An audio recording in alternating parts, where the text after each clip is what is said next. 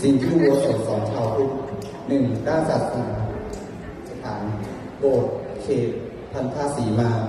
ความสามัคคีศูนย์รวมสงฆ์ธรรมศูนย์รวมสงฆ์ธรรมสังฆกรรมรวมกันระเบียบวินัยพื้นที่ปฏิบัติและภายใต้กฎระเบียบรวมกันความบริสุทธิ์เขตแดนศักดิ์สิทธิ์ที่ตัดขาดจากความวุ่นวายภายนอก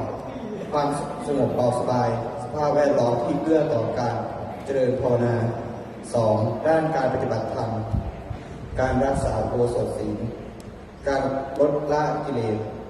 ขัดเกลาความโกรธขัดเกลาความโลภโกรธหลงให้เบาบางลง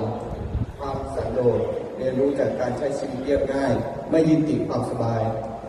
การควบคุมตนเองฝึกหักห้ามใจจากสิ่งยั่วยุเช่นความบันเทิงการแต่งตัวการจัดสรรเวลาเตือนสติให้อยู่พักจากเรื่องทางโลกเพื่อเข้าหาทางธรรมความไม่ประมาทตระหนักถึงคุณค่าของวันพระในการสร้างบุญบารมีคติประจำกลุ่มคือเข้าโบสถ์ต้องสำรวมวาจาแต่เข้าถ้าเธอแต่ถ้าเธอสบตา